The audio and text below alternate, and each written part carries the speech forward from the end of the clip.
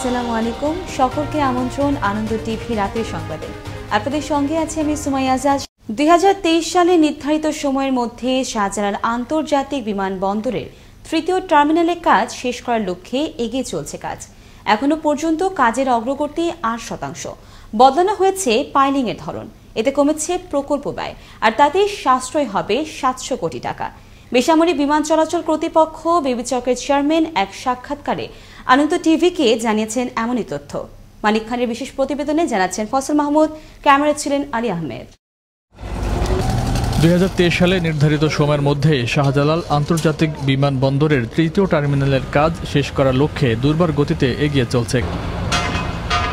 মাটি পরীক্ষা রিপোর্টের ফলাফলে শাহজালাল আন্তর্জাতিক বিমানবন্দরের তৃতীয় টার্মিনালের মাটি স্ক্রুড স্টিল পাইলিংয়ের জন্য অনুপযুক্ত। তাই অত্যাধুনিক স্ক্রুড পাইলিংয়ের পরিবর্তে এখন বোর্ড পাইলিং করা হবে। আমাদের কাজগুলো যথেষ্ট ভালো গতিতেই আগাচ্ছে। ইভেন আমাদের ম্যাক্সিমাম পাইলের কাজ কমপ্লিট। আর আমাদের আইকন ইঞ্জিনিয়ারিং সার্ভিস বেসিক্যালি হচ্ছে আপনার পাইলের রিলেটেড কাজগুলো করে, পাইলিংগুলো কমপ্লিট করে দিবে, আমরা এরপরে অন্যান্যরা আসি কাজ করবে। পাইলিংয়ের ধরন পরিবর্তনের ফলে নির্মাণ কাজের গতির উপর কোনো প্রভাব ফেলবে না বলে জানান বেবিচক চেয়ারম্যান। স্ক্রু পাইলিং করার কথা ছিল, এটা একটা অত্যাধুনিক একটা পাইলিং সিস্টেম যেটা জাপানি নর্মালি করে। আর যেহেতু এটা জাইকা ফান্ডেড প্রজেক্ট ছিল, ওদের ইনিশিয়াল প্ল্যানিং ছিল ওইটা করানো, কিন্তু পরবর্তীতে দেখা গেল আমাদের মেট্রো রেল প্রজেক্টের সাথে এটা মানে আমাদের যে ভূমির কন্ডিশন এটা মানায় না, খাপ খায় না, যার জন্য তারা এটাকে চেঞ্জ করার জন্য আমাদেরকে অনুরোধ করে এবং এটা আমরা সব দিক বিবেচনা করে ইঞ্জিনিয়ারিং সাইড থেকে সব জায়গায় আমরা ভেটিং করে পরে এটা বাদ দিয়ে দিচ্ছি। এখন ওইটার পরিবর্তে এটাতে হচ্ছে বোর পাইলিং সিস্টেম। বাট এটাতে করাতে যেটা সুবিধা হয়েছে, আমার এই প্রজেক্টে অলরেডি প্রায় 700 কোটি টাকা সাশ্রয় হয়েছে। বেবিচক চেয়ারম্যান আরও বলেন, বেশ কিছুদিন ধরে নিয়োগ বাণিজ্য চলে আসছিল, যা তিনি ইতিমধ্যেই শক্ত হাতে প্রতিহত করতে সক্ষম হয়েছেন। কিন্তু এখানে অনেকগুলো কোম্পানি ঢুকে গেছিল যারা মানুষকে ঠকাচ্ছিল। আমাদের যখন এটা নজরে আসে, আমরা এটা আইন প্রয়োগকারী সংস্থাকে অভিহিত করি, আমরাও করি, আমরা তাদেরকে ধরার ব্যবস্থা করাই এবং আমরা ঠিকাদার কোম্পানিকে ডেকে বলে দিই যে তারা যেন এটা ব্যাপারে সতর্ক হয়। শাহজালাল আন্তর্জাতিক বিমানবন্দরের তৃতীয় টার্মিনালের কাজ শেষ হলে বদলে যাবে জাতীয় এবং আন্তর্জাতিক পর্যায়ের আকাশ যাত্রার সার্বিক চিত্র। ফয়সাল মাহমুদ, আনন্দ টিভি, নিউজ ডেস্ক। কোয়াবের অবস্থান পরিষ্কার করার লক্ষ্যে কেবল অপারেটরস অ্যাসোসিয়েশন অব বাংলাদেশের পক্ষ থেকে রোববার জাতীয় প্রেস ক্লাবে অনুষ্ঠিত হল সংবাদ সম্মেলন। অনুষ্ঠানে লিখিত বক্তব্য পাঠ করেন সংগঠনের যুগ্ম আহ্বায়ক মোশাররফ আলী চঞ্চল। এ সময় তিনি বলেন, কোয়াব ঐক্য পরিষদ, কোয়াব সমন্বয় কমিটি ও মুক্তধারা ফাউন্ডেশন থাকলেও কোয়াবের বৈধ কোনো কমিটি নেই। কোয়াব সমন্বয় কমিটি এবং মুক্তধারা ফাউন্ডেশন আমরা কখনোই কোনো চ্যানেলই বয়কটের পক্ষে নয়, কারণ এই মুহূর্তে কোভিড সিচুয়েশনে মানুষ অনেকেই সচেতনতার সহিত ঘরে থাকা পছন্দ করছেন, তারা বিনোদনের মাধ্যম হিসেবে কেবল টিভি চ্যানেলগুলোই দেখছেন। তো এখানে আমরা আসলে কোনো ধরনের অস্থিরতাও সৃষ্টি করতে চাই না। অপর একটি সংবাদ সম্মেলনে জাদু ভিশন কর্তৃক পে চ্যানেলসমূহ স্বতঃস্ফূর্তভাবে সম্প্রচার বন্ধ রাখার পর সৃষ্ট সংকট দূর না করে প্রতিষ্ঠানটি কর্তৃক নানা অপপ্রচারে নিয়োজিত থাকার অভিযোগ করেছেন কেবল অপারেটরস অ্যাসোসিয়েশন অব বাংলাদেশের অপর অংশ। এই সংকট নিরসনে যথাযথ কর্তৃপক্ষকে এগিয়ে আসার আহ্বানও জানান তারা। বাংলাদেশের যারা কেবল টিভি দর্শক ইতিমধ্যে অনেকে জেনে গেছে, আমি ওনাদের উদ্দেশ্যে যে আমরা গত 4 তারিখ থেকে আমরা এই সমস্যার সমাধান না হওয়া পর্যন্ত এই স্টারের এই 7টি চ্যানেল বন্ধ, জাদু ভিশন কর্তৃক পরিবেশিত যে 7টি চ্যানেল আছে তাদের সাথে সমস্যা সমাধান না হওয়া পর্যন্ত এটা অনির্দিষ্ট সময়ের জন্য বন্ধ থাকবে। আওয়ামী লীগ নেতা শহীদ আহসানুল্লাহ মাস্টারের 70তম জন্মদিন উপলক্ষে অনুষ্ঠিত হল আলোচনা সভা ও দোয়া মাহফিল। রোববার সকালে জাতীয় প্রেস ক্লাবে যুব ও ক্রীড়া প্রতিমন্ত্রী জাহিদ আহসান রাসেল এমপির সভাপতিত্বে আহসানুল্লাহ মাস্টার স্মৃতি পরিষদের আয়োজনে এতে প্রধান অতিথি হিসেবে বক্তব্য রাখেন আওয়ামী লীগের স্থায়ী কমিটির সদস্য কর্নেল ফারুক খান। এ সময় আরও উপস্থিত ছিলেন তথ্য প্রতিমন্ত্রী ডক্টর মুরাদ আহসান।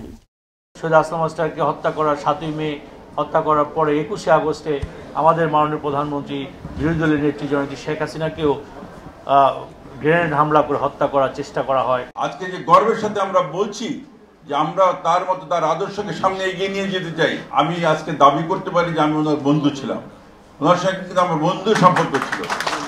বরিশালে হরিজন সম্প্রদায়ের আবাসনের জন্য উদ্বোধন করা হলো সেবক কলোনিতে 6 তলা বিশিষ্ট নবনির্মিত ভবন। রোববার ভবনটির আনুষ্ঠানিক উদ্বোধন করেন Barishal city mayor Serniabad Sadiq Abdullah. Barishal city corporation আমিরকুটির ও কাউনিয়া এলাকায় হরিজন সম্প্রদায়ের জন্য 22,70,46,000 টাকা ব্যয়ে 6 তলা বিশিষ্ট 3টি ভবন নির্মাণ করা হচ্ছে।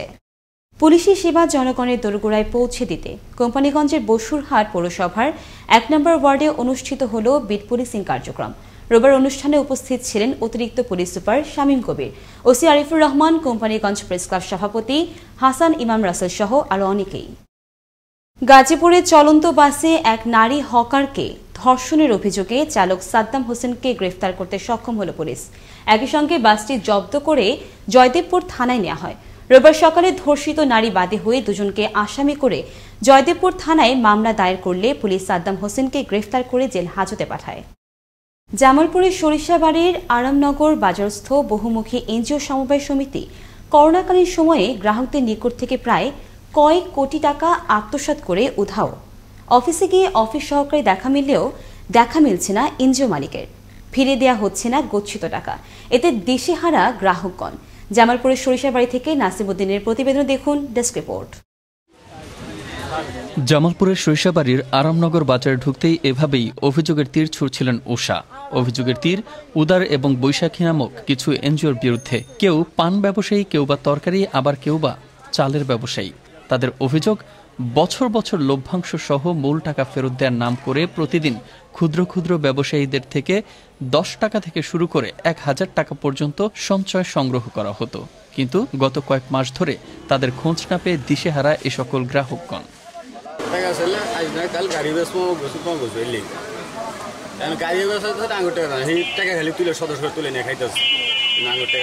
উদার সমিতির থেকে আমরা মানে বছরে বছরে টাকা জমা নেই আমাদের পেছনে, আবার বছর শেষে দিয়ে দেয়।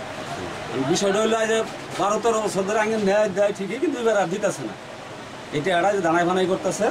আমার 1,26,000 টাকা নিচে নিয়ে কিছুদিন পরে বই ফেরত নিচে যে হিসাব করবো, হিসাব করার কথা বই নিচে, এখন আমাদের হিসাবও দেয় না, টাকাও দিতেছে না।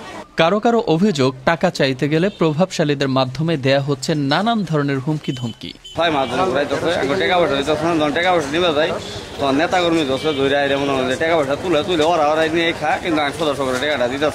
এনজিওর সত্ত্বাধিকারীর দেখা না পেয়ে এবং কোনো প্রকার যোগাযোগ করতে না পেরে জানতে চাওয়া হয়েছিল এই অফিস সহকারীর কাছে। যখন মহামারী শুরু হলো, খুব করোনা মহামারী শুরু হলো, ওই সময় ওনার মানে এই ব্যবসায়িক মানে ঋণ গেছে কম, তারপরে যারা আসছে তাদের দেখা গেছে যে ওনার লসের মধ্যে পড়ছে, যার কারণে উনি এই বক্তব্যটাই দিতেছে যে যেহেতু আমার লস হয়েছে, এই মুহূর্তে টাকা নাই, যেহেতু টাকা নাই গাড়িগুলো বিক্রি করে তারপরে টাকাটা দিয়ে দেবো। এ বিষয়ে কোনো ধরনের আইনি পদক্ষেপ গ্রহণ করা হবে কিনা সেই বিষয়ে জানতে চাওয়া হয়েছিল এই কর্মকর্তার কাছে। উত্তরে তিনি বলেন, আইন আছে, আইন অনুযায়ী ব্যবস্থা নেব। আমাদের আইন অনুযায়ী তাদের বিরুদ্ধে মামলা করার সুযোগ সুবিধা আছে। এই অভিযোগকারী যারা আসবে তাদের আমরা মামলা পরামর্শ দিব এবং এই মামলা আমাদের ডিপার্টমেন্টই করতে পারবে। সুষ্ঠু তদন্ত সাপেক্ষে করোনাকালীন এই দুর্যোগের সময়ে দোষীদের বিরুদ্ধে আইনানুগ ব্যবস্থা গ্রহণ করে গ্রাহকদের সঠিক পাওনা বুঝিয়ে দিতে প্রশাসনের প্রতি জোর দাবি জানিয়েছেন ভুক্তভোগীরা। মুস্তফা কামাল তোহা, আনন্দ টিভি, ন্যাশনাল ডেস্ক। জয়পুরহাট শহরে ডান্স গ্রুপের অন্তরালে তরুণীদের ব্ল্যাকমেইল করে অসামাজিক কার্যকলাপে বাধ্য করার অভিযোগে প্রতারক চক্রের 3 সদস্যকে গ্রেফতার করেছে র্যাব। শনিবার ভোর রাতে শহরের প্রফেসরপাড়া এলাকা থেকে তাদের গ্রেফতার করা হয়। জয়পুরহাট র্যাব ক্যাম্পের কোম্পানি কমান্ডার মোহাইমিনুর রশিদ জানান, দীর্ঘদিন ধরেই সুন্দরী তরুণীদের নিয়ে একটি ডান্স গ্রুপের অন্তরালে অবৈধ ব্যবসা চালিয়ে আসছিল সুমন সহ প্রতারক চক্রের সদস্যরা। কচি ধানপাতে জড়িয়ে রয়েছে মুক্তোর মতো শিশির বিন্দু। ঘাসের উপরও ভোরের সূর্যকিরণে হালকা লালচে রঙে ঝিলিক দিচ্ছে শিশির। এসব দৃশ্যই শীতের আগমনী বার্তা দিচ্ছে উত্তরের জনপদে। আর এই শীতের আগমনীতে বিভাগীয় নগরী রংপুরে এই প্রথমবারের মতো শীতের আগমনী মেলা 2020 অনুষ্ঠিত হল। নগরীর কনসার্ন হলরুমে 2 দিন ব্যাপী এই মেলায় রংপুরের 40 জন নারী উদ্যোক্তারা অংশগ্রহণ করে। আমরা নারীর ক্ষমতায়নের জন্য আমরা কারো উপরে নির্ভর করতে চাই না, এটা ভেবেই এই চিন্তার থেকেই আমরা এই গ্রুপ শপের মানে সৃষ্টি করেছি।